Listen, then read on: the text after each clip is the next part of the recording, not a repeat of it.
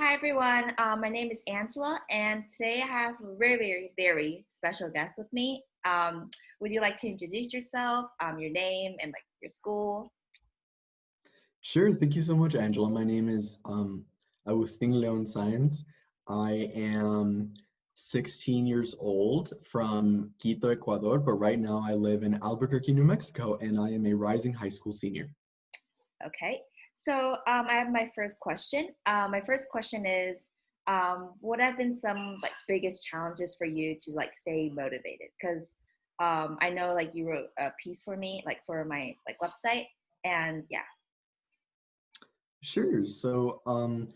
I think I am like a case of a typical high schooler, and I have faced a lot of obstacles with being motivated in high school. As I talked about in the blog post, um, making toxic comparisons of myself to my peers has been very detrimental to my mental health. But I mean, apart from that, also, I'm just like, I experience procrastination just like anyone else. I really like to put off assignments sometimes because I like, the instant gratification of fun in the moment. And, it's kind of, like sometimes it's just like you don't want to do projects, but I think that it's just been times where I have also been like overwhelmed with a lot of school activities because I overcommit. I tend to overcommit with a lot of extracurricular activities, and that means clubs and sports like swimming, and then like other, like internships and stuff like that. It's been hard. I have been struggling in that area for sure. Okay. Then how do you like deal with these like challenges? And do you think like you've improved at all? Sure, and that's actually like the good part of my story. I don't want to seem like, it's going super bad because it's not.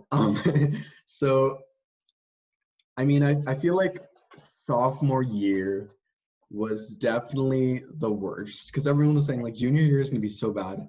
And maybe the beginning, but like I got in the rhythm, and I think that I've definitely improved for sure. And one of the reasons was what I talked about in the blog post that I wrote for you called Enough, where I realized that, making, like constantly comparing myself to other people wasn't productive at all because I was worrying about people who weren't worrying about me. And also, like, just like you, we've accomplished so much. We're literally stars of what we do. It's not fair to ourselves, to be so hateful. And so I've really been able to um, be at peace with who I am, like my identity, and also what I do because everyone's different, and we are each on our own journey. And then I think apart from that, I think it's just keeping in mind that like even if things aren't working out right now, that you will be able to like reach your dreams like in the future if you keep working hard. You just need to be patient, and that's really what's helped me like move and be successful, especially right now. I mean, like over the summer, I can give you like a little bit of what I'm doing right now. I'm actually at the forefront. I'm the leader of a state campaign to pass a racial anti-discrimination law here in the United States that prevents race-based hair discrimination against Black people and Indigenous people. And that's a really big movement here in our state. And that's amazing because I never thought I'd be at the forefront of a political movement. And then apart from that, I just came back from a national conference, obviously on Zoom, Okay. but and I won like distinguished delegate award, from like over like 500 people. And I think it's just, as I said, like we can each attain what we want to, but it's just, you have to keep your goals in mind, and you have to put in the work. And even if it's not working in the moment, you can just make sure, you can just remind yourself that it'll all work out in the future. What advice do you have for people who are like currently starting high school and like who like may potentially have like burnout? Sure. So I think it's I mean, we're all human. We're all going to be prone to those instances, where sometimes we overcommit, sometimes we procrastinate, sometimes um, we feel burnout. So don't expect to be perfect, in high school, because that's not a realistic standard that you can set for yourself. Mhm. What you can do is you can prepare, and as I said, you can keep your goals in mind. One thing that's really important is that even starting in freshman year in ninth grade, you can write down your goals for what you want to. I mean, what university you want to go to, or college, or maybe if you want to pursue a job instead of college, what careers you want to do, and then also, like, maybe more um, stuff that's also closer, with like um, standardized testing and teacher recommendations. So it's always good to have a plan in mind. And again, just like if you're struggling, if you're going through things at home, if you're um, having any sort of obstacle that you think is getting really big in the moment, don't stress. Well, like obviously, like, you're gonna stress, but like, don't stress to the max, because it's not going to be the end. It's not going to be like what stops you from reaching your dreams. It's just something in the moment, and if you um learn how to deal with it and then come back from it harder, and then um become a better person after it, because you have that experience and because you've learned from them, then you can keep persevering. Yeah, thank you. My next question is, what advice do you have for people who are currently experiencing burnout? Right, and then I think it just ties back to some of the stuff I said before, where it's like, like, things like that are going to happen. And I mean, I've definitely had instances where, it's tough because life gets in the way. I mean, if it's a family member that dies, if it's a friend that's battling a mental health condition, we all have very personal struggles, and that can take a toll, and that can affect us, and that can make us seem like, like, it's not possible to handle all of my classes right now, or like, and keep my high GPA. And you know that's okay, to have those struggles and to think about that, but um I just want to say, like, to everyone out there, like, you got this. Um, you are so worthy. You are so loved. You have so much potential, and your past doesn't define you. I mean, what happens in the moment is going to happen, but you can control your attitude. You can control your goals. And as this whole interview is about, you can control your mindset. And if you have an open mindset, if you're willing to learn, and if you keep dreaming big, then you'll get where you want. So don't, if something's going bad right now, don't um, think that this is going to define you, because you're bigger than that, and you're more important than that, and you're going to do great things. Yeah. So what are your goals right now? Like for right now, maybe like future. Sure, thank you. I mean, okay, so right now, since I'm a rising high school senior, Uh-huh. I think my primary goal is applying to college, Uh-huh. and that's going to be a super exciting and a very nerve-wracking process. Um, but I'm definitely keeping an open mindset, as I said, and I'm gonna have a little bit of a struggle, like some struggles, because for example, I don't come from a rich family, so I'm gonna be seeking out financial aid through scholarships and stuff like that. So I'm preparing the best I can right now. I've secured teacher recommendations. I'm preparing for standardized testing, hopefully, if that happens. But I'm definitely just thinking about what I want to do in the future and what I have to do now. So I aspire to be an engineer after graduating college. I don't know if that means going into academia as a professor, going to industry, but I'm still in the process of figuring that out. But right now, I know that I want to go to a top university so I can definitely reap the reap the rewards of the work that I've been doing. And yeah, I'm just focusing on what I need to do to get into college, and then my dream of being an engineer afterward. Great. So how do you pick your, I guess, like your short-term goals and your long-term goals, and like, I guess, how do you like prioritize your responsibilities? Sure. So I'll start with, obviously, as you said, the picking which short-term goals Okay. and long-term. So I think that obviously if you are on a college track like I am, and that matters a lot to you, then you really need to prioritize school. So even though I am like in the school year usually committed to over like 10 extracurricular activities, so it's crazy. My schedule is crazy.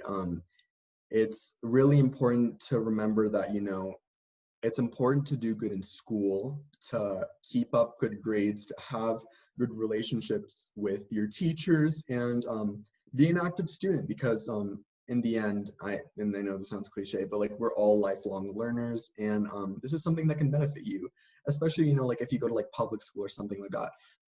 This is something you shouldn't be taking for granted. I know that sometimes it's not the best, but it's something we can all definitely benefit from. And if you put in the work now, you can definitely reap the rewards afterwards. So for short-term goals, it's always, like what homework do I have to do the next day?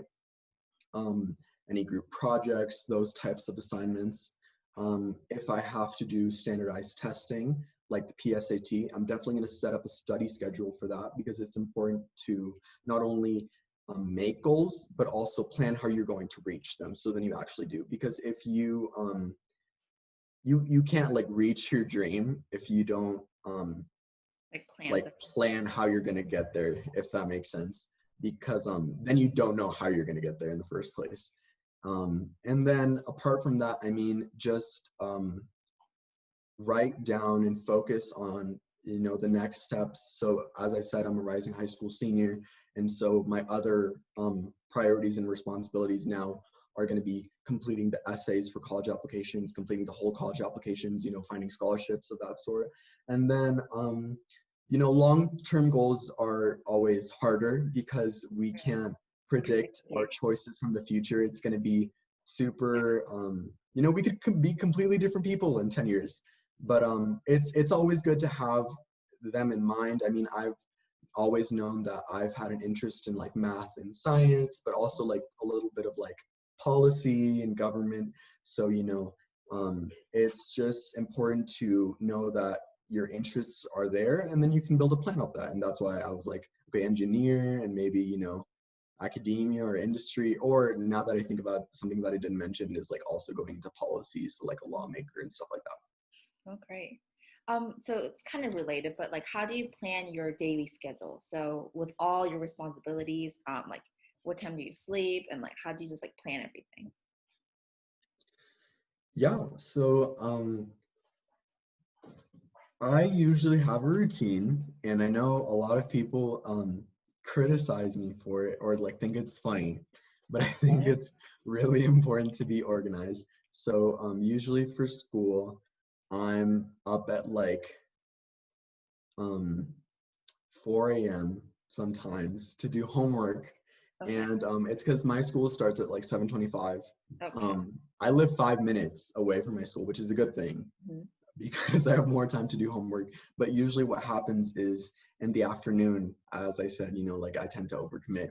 So usually my whole afternoon is spent doing either swimming or clubs, or going to my internships, or doing research, or, you know, um, being at the school district for other stuff. So I definitely plan that out. And then, I mean, I go to school from 7:25 to 2:25 in the day. So that's usually my routine. And then I usually have practice from like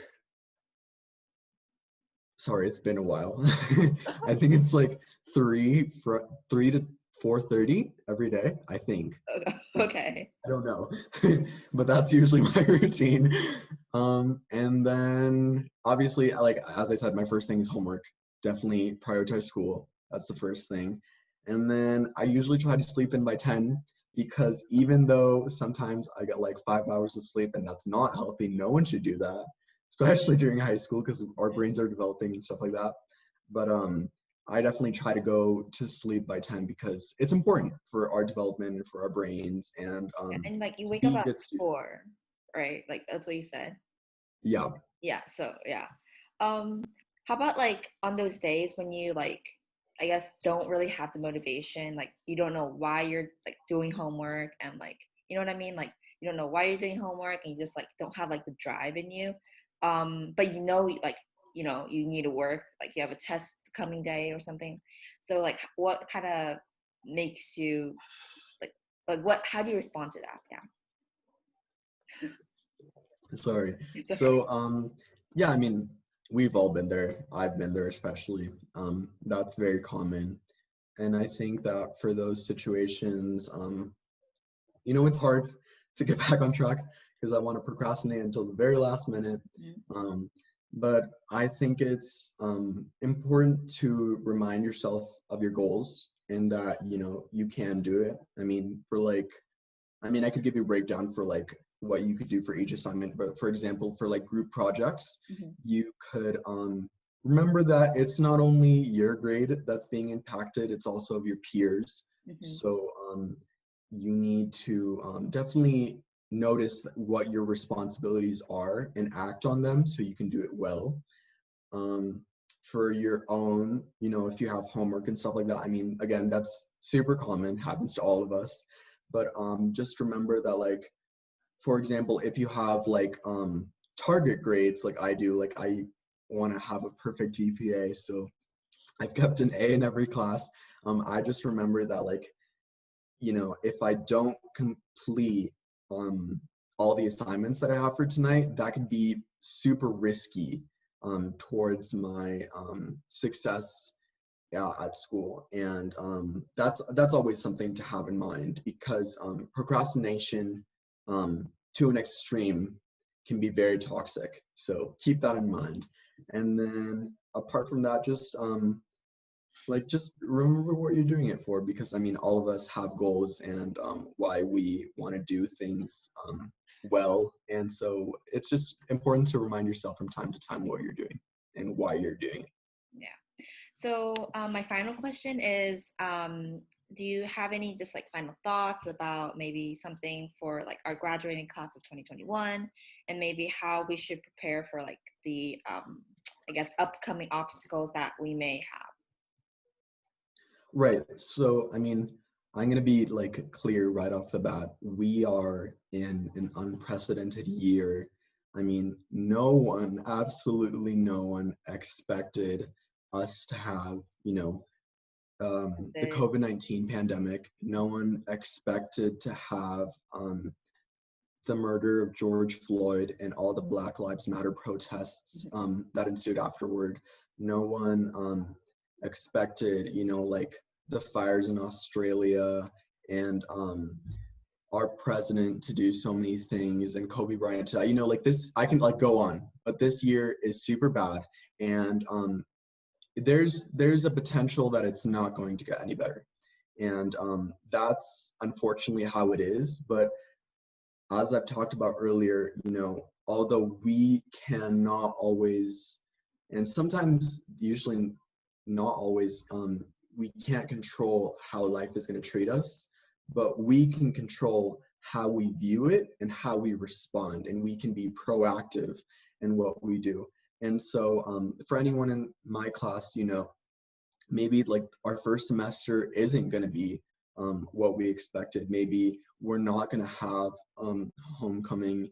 We're not going to have the football games. We're not going to have the assemblies. We're not going to have all the experiences with our friends. We're going to have to isolate and all that stuff. But, you know, there's hope, and we're doing something that's so amazing. We're persevering through hard times, and we're setting an example for our younger brothers and sisters and friends.